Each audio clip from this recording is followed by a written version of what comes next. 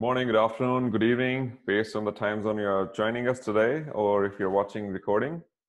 My name is Victor Monga. I'm a CSA LA board member. Today we are joined by Bishoy. He is our speaker for the day. So I'm just gonna talk about the basic stuff, and then he's the one who's gonna review module 3 with you guys. On the screen, you see our contact and recording information. So all of these sessions are recorded and put on YouTube for you to review it later on. Keep in mind, these are study group sessions. They're not meant for official training. We do expect you to go through all the modules, all the units, all the domains from official CCSK training. And I'm gonna cover more of that information in a couple of slides. If you have any questions regarding CCSK, training, study group, if you're not sure what's going on, please send an email to learn@csala.org. Also, make sure you all are connected on our social media because that is where we post all of these event recordings. Myself and Anil are acting as moderators. We are not certified CCSK trainers. We are just here on moderator capacity. Today we have Bishoy. He's our speaker for the day. Bishoy, do you want to introduce yourself? Hello, my name is Bushoy Farag. I am a student from Nashville, Tennessee. I go to McGavick High School. I'm a freshman, and yeah. For those who didn't get those free CCSK tokens, you can still get 20% discount, and you will have to use the code TRAINANYWHERE. It's applicable until May 31st, so make sure you get that before it runs out. For those qualified members who got free training, I'll tell you this, it was a long process, it was a lot of commitment, and it was a passion from us. And all we are asking in return is your commitment, that you make sure you're paying attention to it, what we're doing. We're really passionate about it, what we are offering. At the same time, we do expect it. Our motivation is your success. All right, about CCSK exam. We cover it every week, so I'm gonna breeze through it. There are 14 domains, 6 modules in the training, and there's only one exam. There are about 60 questions. You get 90 minutes and 80% to pass. And I took a stab at it last weekend and I passed it. So if I can pass it, you all are pre-qualified to pass it, assuming you do CCSK training. So make sure all of you guys are paying attention to the training, and all of you guys will pass CCSK exam. I'm confident. As far as it goes to schedule, every week, Friday, 4 p.m., it's gonna set schedule. We are covering week 3, module 3 today, so we're kind of halfway through. We have 3 more weeks left. Module 1, if you have gone through it, you should have gone through it. It should have taken you between hour and hour and a half. You should have learned and reviewed resource pools, essential characteristics of cloud, service models, deployment models, and the most important thing that we keep trying and talking about in industry, shared responsibility. So in module 1, we had 6 units, and you should have learned all of these topics that we just covered. Now, with that, module 2. So we covered infrastructure as service security. We also covered SDN. We talked about different networks for management, storage, for service. We talked about different planes that we also refer in SDN world: management plane, control plane, data plane. We also reviewed the packet capture challenges, the way we have been capturing packets for analysis on-prem data center versus how we capture in cloud now. So all of this was covered in module 2. It should have taken you guys between 2 hours to 2.5 hours, and there were 7 units. So it was a bit of a lengthy module, but I'm sure all of you guys have covered it. All of you guys have reviewed it. This one is kind of recap and review from the last module. We talked about it, how outside we are right here, and this is all cloud computing happening.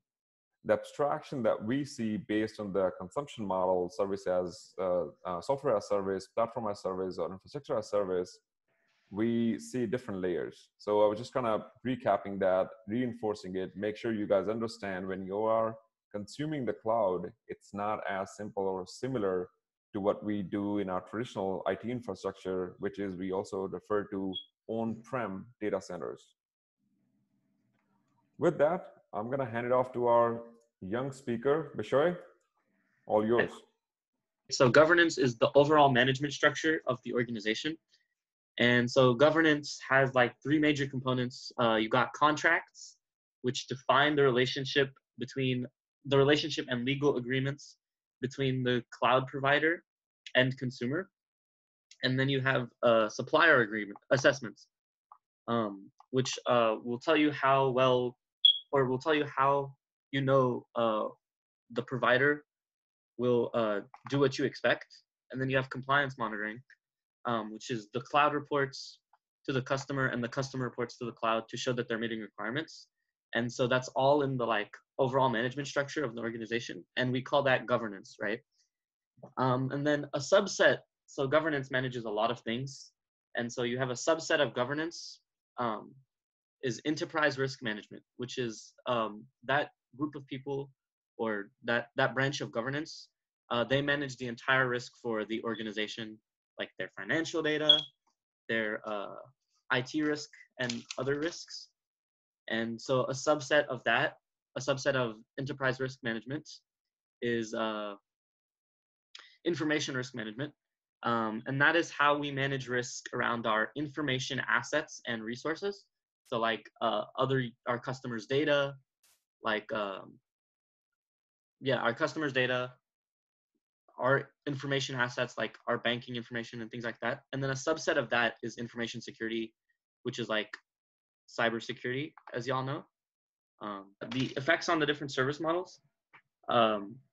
So if you have infrastructure as a service, with infrastructure as a service, when we move it up to cloud, we tend to treat it like a normal data center. So like the risk and management controls are very similar to a regular data center. But the meta structure is very different in cloud because when we do cloud, cloud comes up from two different things, like as we covered in unit 1 or module 1. We have abstraction, which is pulling out the resources, and then orchestration, which means we automate the resources or automate the resource pools, and that's like the meta structure and the management plane, right? And so that's different with infrastructure as a service when we push it up to cloud. But then platform as a service, right? When we have platform as a service, you really can't negotiate contracts with your cloud provider because obviously your cloud provider doesn't want you like writing or doesn't want you to try and negotiate contracts because they want to like make it normal, especially with like public cloud. They don't want you negotiating contracts because they want they want to distribute their cloud to everyone. And it might be hard to figure out if you are meeting the expectations of a contract with platform as a service. So we have these things called SLAs or service level agreements, which are like, I don't know much about service level agreements, but they basically let us know if we're meeting the expectations of the contract. And then it really, in platform as a service, it all comes down to how well you integrate the details of your like platform business model to the service models and the way you do business. With infrastructure as a service, you can rely fully on the contract to define the governance. You rely fully on the contract to define the governance and risk management portion of your business, because with infrastructure as a service, or with software as a service, with software as a service, the cloud provider is selling you the software itself, so you don't have access to the underlying infrastructure, and so you can't control the underlying infrastructure, right? And like they always say, with no power comes no responsibility. There's lots of variety in the market on what cloud providers you use. So like with software as a service, there's a lot of different varieties, and a lot of them have different contracts, and then you have to manage your own risk. Any questions? Or am I going too fast? I think it was good. Again, Great. Yeah, thank you. everybody. Oh, go ahead. Yeah, great. No, good speed, Bishoy. Thank you. Okay. And then what's basically different, or you gotta use less things, so you have less control of your physical assets. And so you need to manage risk. Like what happens when a cloud provider chooses to accept risk that you necessarily don't want to accept as a business? Well, then you need to manage it and put it into your BCDR, which I think was in module 2, or which stands for business continuity and disaster recovery management model of your business. So you need to have a way of dealing with that if the provider chooses to take risks that you necessarily don't want to take. And then you obviously want to rely more on SLAs and contracts, which require you're going to be required to manage the risk that the cloud provider already has, because like the cloud provider isn't going to like really respect you because you're like a consumer, right? And they have a lot of other consumers. So like you're going to have to manage your own risk, and you're going to have to stay up to date. And obviously the cloud providers won't let you do pin testing, which is kind of a difficult thing, because obviously the cloud provider can't tell if it's a pin test with a pin test, if it's an attacker or if it's you. And so you got to do assessments instead of pin testing. Yeah. Any questions? I'll make a few comments if that's okay. Yeah, go ahead. Yeah, so one thing I will say is so you noted that you'd want to know like a risk in your BCDR. That's true to an extent. Can you go back to this previous slide? Oh, yes.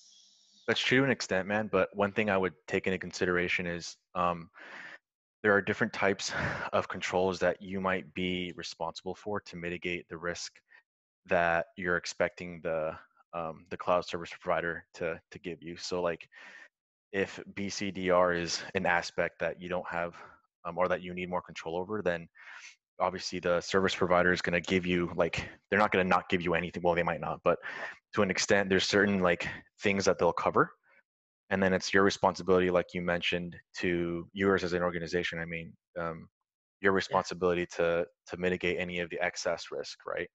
And that Mhm. might mean like maybe this is an extreme example, but like maybe it means having another service provider that has a replica of the information you have in that service provider. So really, it's not just focusing on BCDR, but it's taking into consideration all the aspects of risk that you take on when you take that service provider on, and whatever it is you're leaning on them to give you.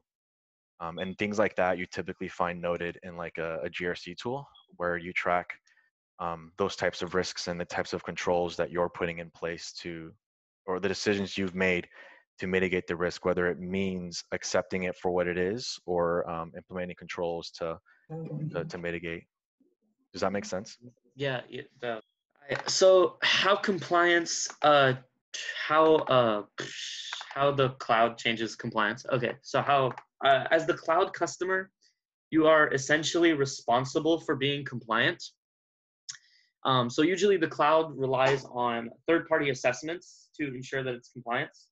And then there's this thing called compliance inheritance, which is, so if I, for example, before compliance inheritance, without compliance inheritance, if I tried to distribute an app on AWS that's compliant, then all of AWS, all of Amazon has to be compliant. But then with compliance inheritance, the cloud provider, Amazon, gets certified, and then I'm only responsible for what I deploy into Amazon. And so you're not everything with the provider you have control of or the scope to look at. And so you need to make sure your app is compliant, but it's ultimately your responsibility. And then the provider gets pre-certified. If the provider's pre-certified, you get to inherit their compliance. And that basically gives you but it doesn't mean that your app will necessarily be compliant if the provider is compliant, because you still have to be compliant. So in short, you're responsible for what app you use or what app you deploy into the cloud, especially with so obviously we looked at the shared responsibilities model before.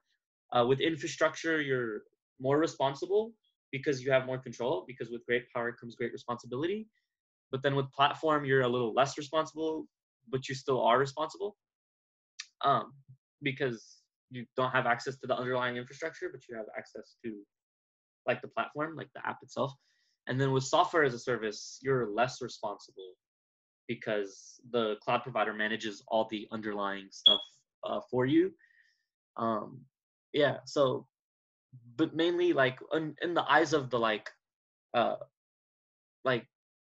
for compliance purposes, right? The customer is always responsible for compliance. Any more questions? Yeah, I'll make another comment too. It's Edward. One thing that I will say is when we say compliance here, I'm pretty sure they are referencing like legal or regulatory.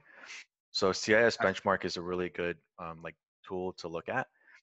Just make sure that you tie it back to like what your organization is responsible to adhering to, because those are ultimately going to be the requirements that you're going to expect your third parties or your vendors to also abide by when you take them on, like a cloud service provider. So the last part of the module, we talk about the Cloud Security Alliance's tools for managing, the Cloud Security Alliance's tools. And so they have, the Cloud Security Alliance has a couple tools. One is CCM, or the Cloud Controls Matrix. And so the Cloud Controls Matrix is a list of security controls. It's made for cloud providers and those who are administrating software as a service. And it's got 16 domains, 133 objectives, and 6 like classes, I think. And so it normalizes the security expectations in the cloud provider supply chain, and it helps the cloud provider when building a risk assessment. Also, this was a note in the training. Most of the questions on CSA tools, Cloud Security Alliance tools, come from the Cloud Controls module, because like all the other tools kind of build on top of the CCM, the Cloud Controls module. The second tool that the CSA provides is the CAIQ, or CAIQ, which is the Continuous Assessments Interactive Questionnaire, right? So the CIA's CAIQ assessment is a 295 yes, no, or does not apply questions. And these questions help to evaluate a cloud provider's security. It lets customers and auditors to ask the right questions from the cloud provider and look at their risk models. And they all are color-coded and mapped to the CCM, the one from before, the Cloud Controls module. So you can look at, so all the 133 objectives and the 16 domains and the 6 classifications, each question is mapped to those. So there's 295 questions and they all map to those. And then if you answer them, it's a good assessment of how your company is doing with security. And then the STAR registry. So the STAR registry, basically, if you see the way it's building up, right? So the CCM is like the actual security controls, and then the CAIQ is like the how do we evaluate the security controls, and then the STAR registry is how do we manage all of the company's evaluations and third-party audit certifications. So we look at, so the STAR registry basically is a registry that has a bunch of different companies. All those different companies have taken the CAIQ assessment, the CAIQ, and then they put it in the STAR registry, and then you can keep track of it. Now, StarWatch, which is the last tool, is a software as a service, which we talked about in Module 1, app, right? That lets cloud providers manage the stars, their star-like entries, and lets anyone read the star for a particular company. For example, like I think it's at CSA-star registry or something. And so you can go and read it. You can read the likes and download like the questionnaires for certain companies and see how they answered, what types of questions they answered, yes, no, or what types of security things don't apply to the particular company. And so it has like a web interface and an API call, but I think the API is for like CSA premium members or something. So thank you.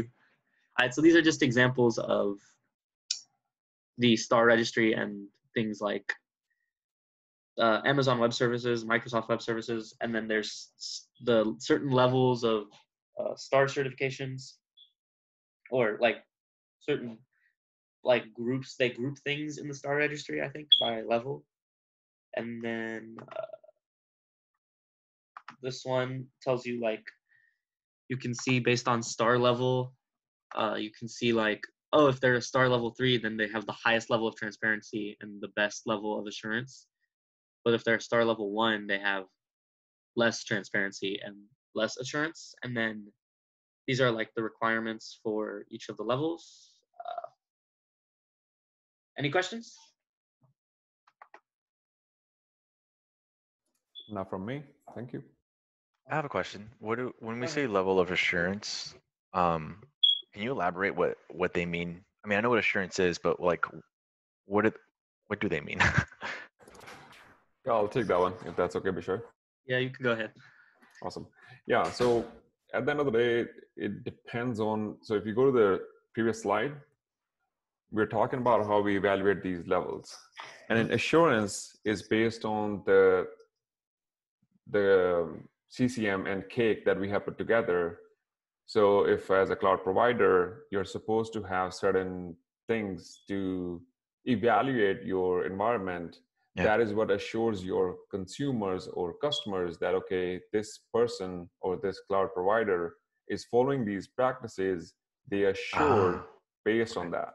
okay, got So it. yeah, and again, keep in mind you're gonna review all of this in a depth during the CCSK training course. This is just to give you guys kind of highlight and foundation starting points that this is coming in the course.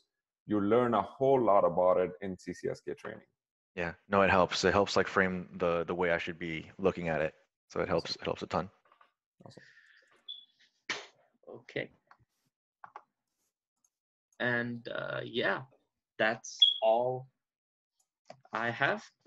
Thank you, Victor, for letting me speak and for helping get me prepared.